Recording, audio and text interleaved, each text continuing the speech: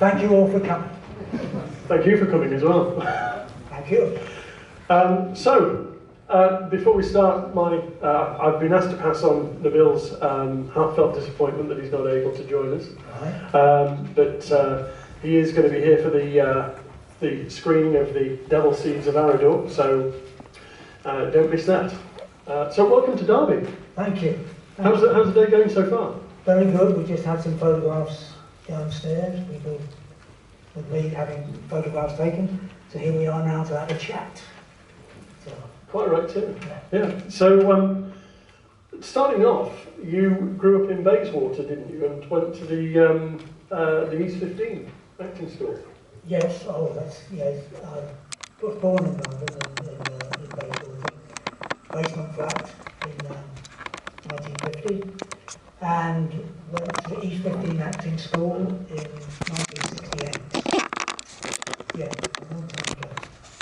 So how did you get bitten by the acting bug?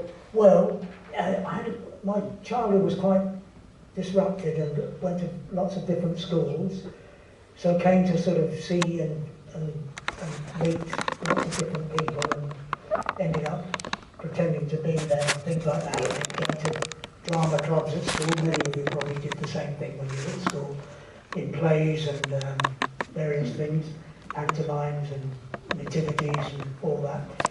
And then got interested in it, was asked to join another group, and then somebody suggested I went to drama school, and I applied and was accepted, and that was it. That was the start. Yeah. But then doing my research, I found that you'd start work at the Glasgow Citizens Theatre, which was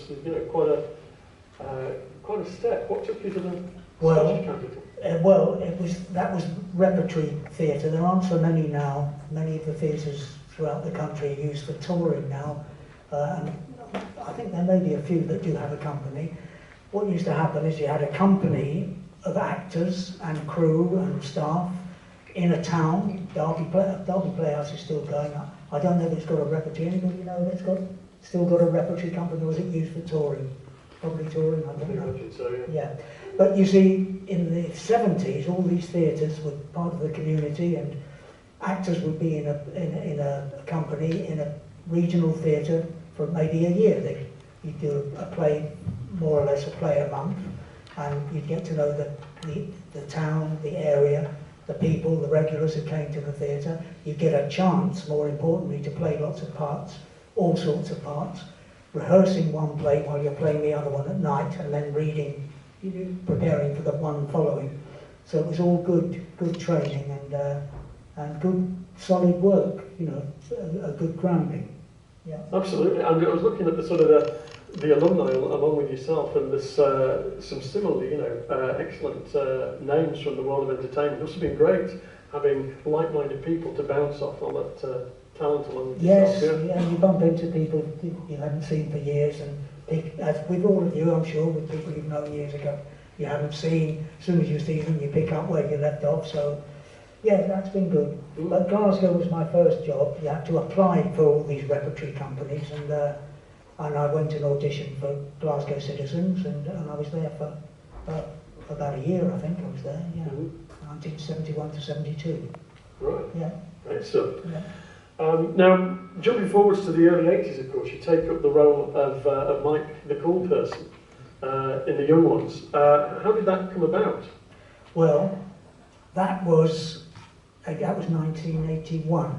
I was doing a play in London called Can't Pay, Won't Pay, a Dario Fo farce, Italian political farce, at the Savoy Theatre in London, with Sylvester McCoy and Alfred Molina, Karen Drury.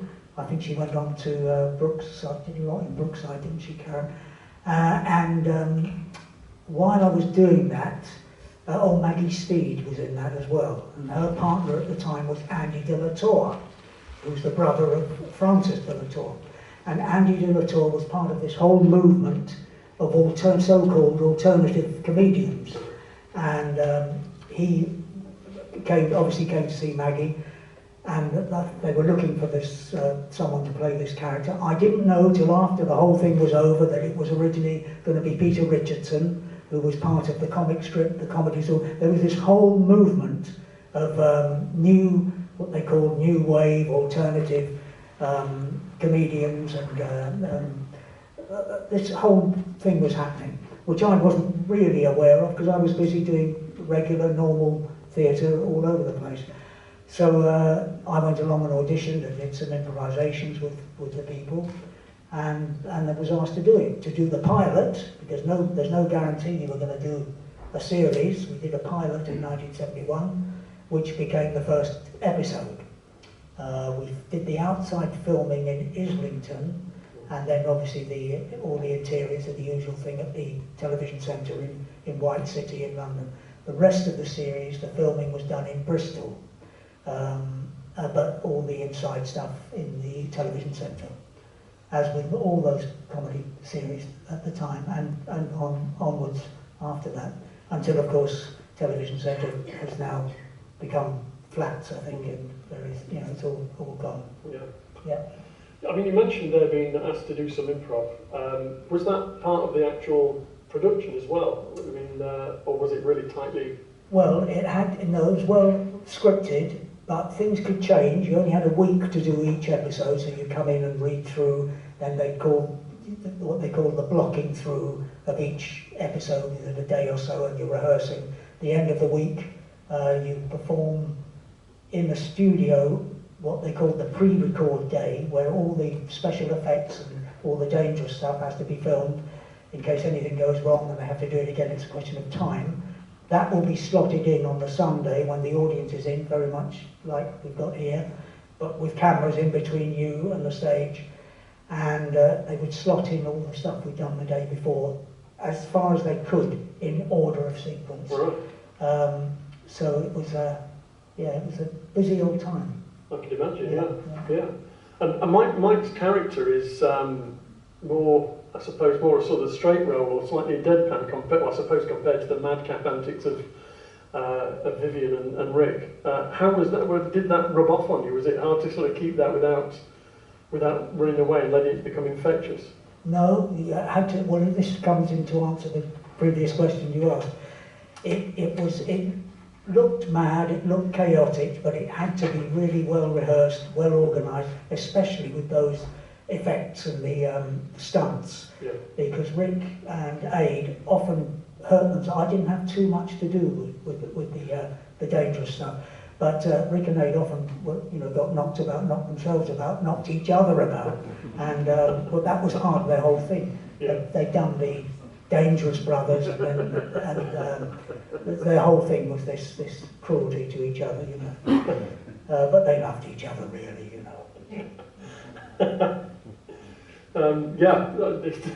They seemed to really when they were sort of smacking each other around the head. With, So you didn't want to sort of get involved with that. No, well, I wasn't asked to. But I did. I think if I remember, I did one thing of knocking nails through a plate, through a table into my knees. I think that's the extent of my slapstick, I think, in that. Yeah. But it had to be really well rehearsed, well organised, to look chaotic and mad. Yeah, I can get that. I understand that. Yeah. It must have been quite a journey, though, joining that, like you alluded to before, this new wave of alternative comedy. That must have been quite a journey, suddenly, to be, caught up in that. It was, because we didn't know. We did the pilot, didn't know it was going to be turned into a series, 2 series in fact, and these people were terrific. They'd all been to university, and they were all very, very clever, bright, witty, fast, quick-thinking people, and it was you had to get your skates on working with them and keep up with them, or try to keep up with them. But it was good to be asked. It was good to be asked, and I loved that, yeah. So we get into the mid-80s, and of course you approach and ask and take up the role of Lord Kidd. Yes, that came about. Well, between that and was it? Yes, it was. It was 86, wasn't it? Yeah. Yes, how did that come about? I can't remember. I think I was asked to audition, go along and read, which I did. And then I had all this makeup and, stuck in a slug-like tail and things like that. For 4, I think that was 4 episodes, wasn't it? Yeah. Yes. With Nabil, of course. Yeah. And Michael Jaston was there, and Linda Bellingham, and others. Yeah. Did you find that because a lot of performers say that when they get the costume or get the shoes, outfit, get the shoes on, exactly. Did you find that was the case when you got the latex? Well, it helps. Once you see what you look like, you think, okay, all right, we'll know where we are, or you think you know where you are, and you can find a voice for the character. And of course, it all starts with the writing. The script is the most important thing. Actors wouldn't, unless they were doing improvisation, wouldn't have any work if they didn't have anything to read, the lines, the words. So that's the most important thing, and that gives you the character as much as anything else, because that's all you've got. But you're right, the look and the feel of the character is really helpful, yeah, for sure. And did you find working with, because Nabil had played Syl in a previous story, so did that help? You could sort of get a bounce, a rapport off each other? Yes, it was very good working with Nabil, and I hadn't seen him since then until earlier this year, where we did the DVD, Keith Barnfather's Syl and the Devil Seeds of Arador, written by Philip Martin, who'd written the other stuff. Absolutely, yeah, so it was good to see him again, and he's as brilliant as ever, as you'll see if you watch it. Unfortunately, he's hurt his hand, so he can't be here. Otherwise, we'd be chatting, with him. Yeah.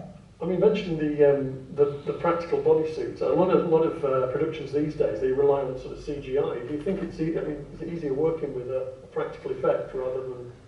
Yeah, I don't think I've done the CGI stuff. I've always had you get the gear on and get on with it. So I wouldn't know. It's a different technique, but it's tough. But it's your work. It's part of your job.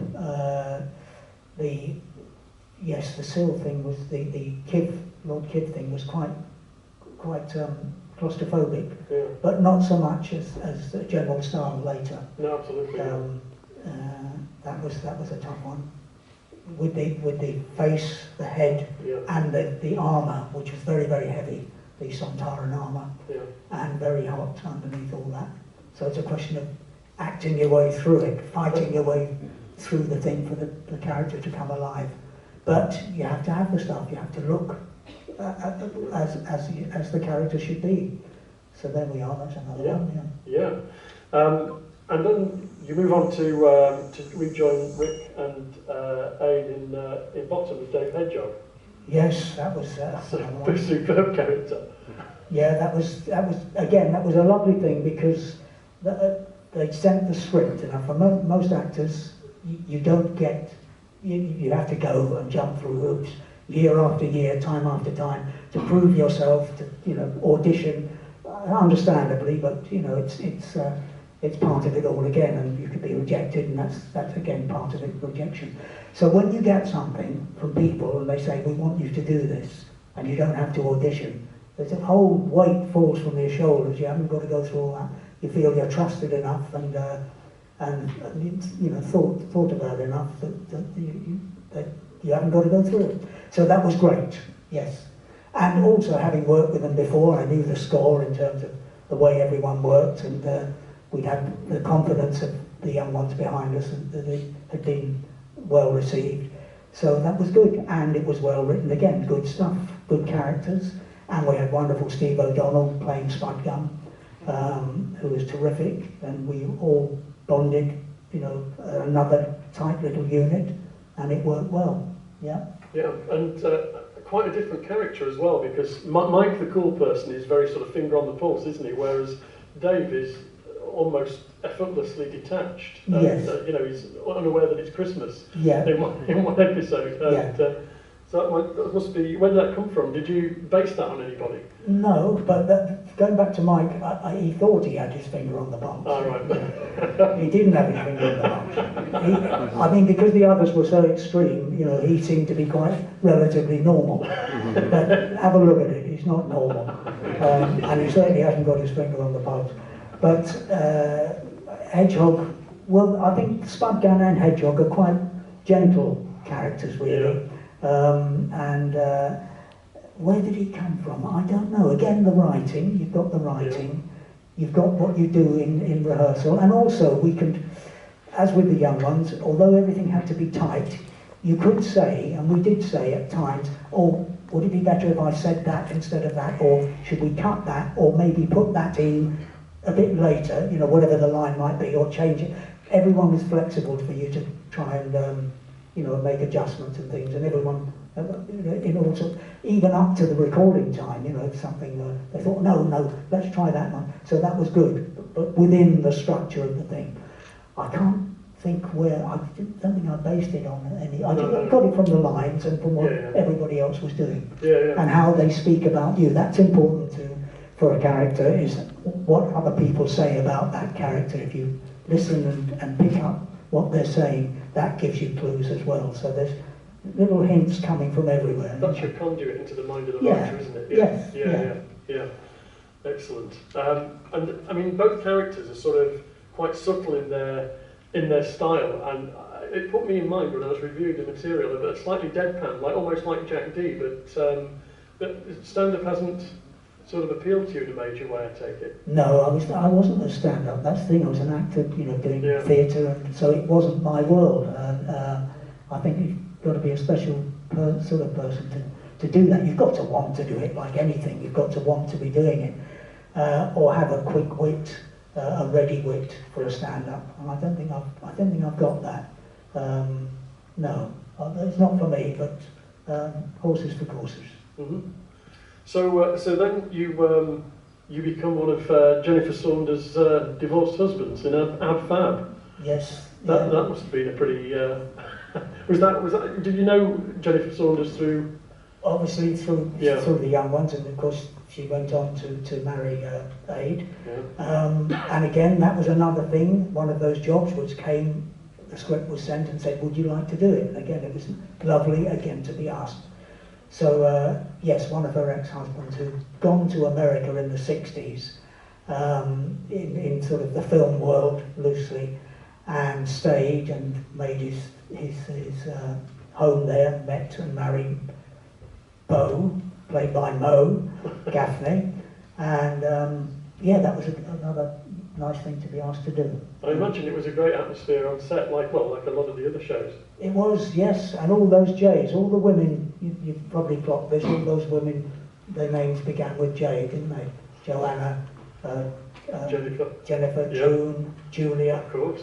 I'm sure there's some others in there. And all wonderful. Oh, Jane Horrocks, wonderful Jane Horrocks. Yeah, great a great team and a good memory. Yeah. Which went on for years and ended up with a film as well. Yeah. It went on for over 20 years on and off that series. It's only 2 of the young ones series. That's 6 episodes in 82, 6 episodes in 84, 3 series of Bottom. Yeah. So there we are. That's absolutely fabulous. Yeah, very much so. Yeah. Was the film for Ab Fab in the offing for a while, or was no? That I think that was talked about for years. I think there were bets between Dawn French and Jennifer Saunders, or all sorts of things went on. Never guaranteed, as you can't really guarantee anything. But eventually it was decided, and I was asked to come in for a few days, about 4 days, I think I did on the film, for a couple of scenes, I think. Yeah. So now we get into the return of your career to Doctor Who, playing General Stahl in the 2-part David Tennant story, and Return of the Sontarans after 20 years. Yes. Had the production and the series changed much since you were involved in the 80s? Yes, very much. That hit me straight away. But again, as with many actors, when this job came along, I hadn't had any work for a couple of years, probably more, apart from an odd radio thing or an audio thing somewhere, I think, as far as I remember. So that's nerve-wracking. And I remember when I went for the audition for the General Stahl, it was somewhere in Holborn in London, and there was a tube strike on that day, and I had to get on it. I had to go, no guarantee of the job, but I had to go and try and get the job. And I got the train from Ealing to Paddington, and I walked from there to Holborn, and it was July as well, and hot. Anyway, I went, Douglas McKinnon, I think, was the director. I met him and the casting lady, and read, and a week or so later they asked me to do it, so that walk was worth it. It was worth the walk. I had another one of those for a Big Finish Doctor Who thing, which was done in Kensal Road, up the other side of Ladbroke Grove, if any of you know London. Again, unbelievably, it was a tube strike. Yeah, and I walked from Ealing Broadway to Kensal right the other side, and that's it. If any of you know that, you've got to go right the way down to Shepherd's Bush, up Holland Park Avenue, Notting Hill Gate, towards Notting Hill Gate, turn left into Ladbroke. 2.5 hours. Walked, did the job, the audio, and walked back again. There were buses, but the buses were completely crowded. All the bus stops, queues of people. It was just mad. Again, July, very hot. But there we are. Something's trying to tell me something. You know, don't give up. I think is the answer. The key there. Don't give up for any of us. Never give up. Perhaps this tube strike's an omen, you know, for the job. I wouldn't call it an omen. I wouldn't do other ones. But it was, well, it worked. It worked. And, you know, it helped. With the determination, get through it, and do it. Yeah. Were you given a blank canvas with style? Well, again, it's the script, and again, as I said, I haven't worked for a couple of years, more or less, you know, consistently. So, you know, you get nervous again, and you think, oh, can I still have a go? Can I deliver? It was well written, very well written. The character was clear, strong, clear, single-minded warrior. Again, with television and film, certainly though with Doctor Who, you mentioned about how things had changed. The pace of the thing had changed. The whole look and feel of the thing had changed. And of course it had been successful with David Tennant, proved. So it was coming in, very little rehearsal, picking up again in this studio and getting on with it. You know, it was tough, but it makes you, you know, get up there and have a go again. And that was down in Cardiff in 2007. I think it was shown in 2008. Yes, but that was a good one, and it was 2 episodes. Bernard Cribbins was in that. Yeah. I didn't see him there, but I just worked with him a few years, 95 I think it was, in a play at the National Theatre. We did a play together. And we sent messages saying hello, thank you, nice to see you and all that. Although we didn't see each other, but welcome. He sent a welcome to me, and I said thanks for that. And he's still around. Is he 90 now, Bernard? So, yeah. Something like that. Yeah, amazing. How people, you can keep going if you have a go. Keep batting on. Yes. Yeah. Because your characterisation, you say it comes from the script, it's pretty loyal to the heritage of the show. Right. I didn't know whether you'd sort of, you know, reviewed. No. Oh, did I see anything? I tried to. Maybe I did. Maybe someone gave me some DVDs. Yeah. But again, they looked very different as you know, as expected after the technology, the makeup technology improves, even since between Kiv and Stahl as well, the techniques. But it was, as I said earlier, it was quite a cumbersome suit of armour of this whole body and shoulders and the head and the face. It was a tough one, but I'm glad I did that. Yeah, I can imagine that the physicality again gave you the character. Yes, it really helps. Yeah. It does. Yeah. Yeah. With such a strong comedy background and track record, do you think that comedy blends itself well into Doctor Who, or do you think it has to be used carefully? I don't know. I think it's got to be used carefully. I mean, if things are supposed to be funny. But it is heightened, like many things. Doctor Who is a heightened world, isn't it? And so it can come in, and often the comedy does diffuse the tension and the terror and the horror. The comedy can puncture that, especially for children. Yeah, because I know the old story from the Daleks, wasn't it? Hiding behind the sofa and things like that. But those angels were frightening, weren't they? They were quite frightening. So you need a bit of comedy to offset that. Yeah. Always helps. Take the sting out. Yes. Yeah. So, I mean, as well as a broad and extensive TV career, I was looking at, when I was doing my research, there was a period of time, I think, you were in 71 different TV shows.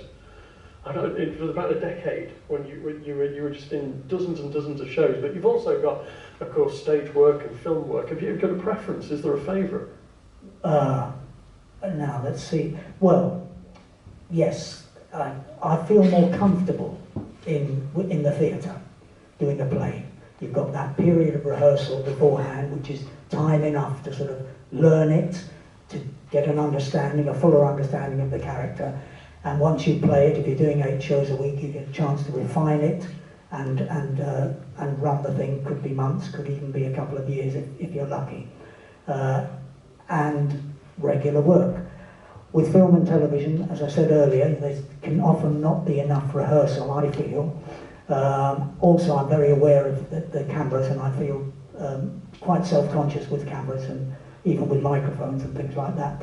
So I'm more at home in the theatre, but each has their merits. And radio too, and the audio stuff is a great thing too, because you could be anyone, and for the listener, they can use their imagination to, you know what it's like listening to plays on radio, listening to stories, even, you know, a book of the week or whatever it might be. Reading it, again, is fantastic. But they all have their merits, but I think if I had to really make a decision, I'd have to say I feel most comfortable on stage in a theatre with a live audience.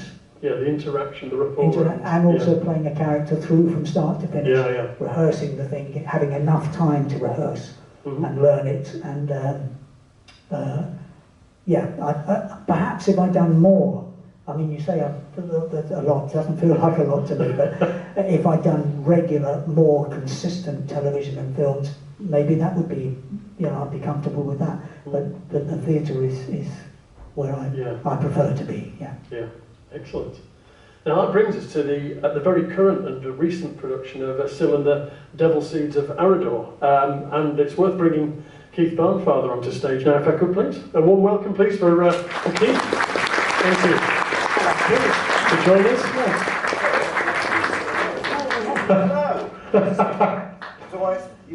I think so, yeah. This one. Yeah, it's tall. Yeah, I'll alternate it between. Yeah. Keith, the opportunity to revisit such fantastic characters as Syl and Lord Kidd must have been irresistible. Was it one of these situations where you were thinking, why has nobody done this before?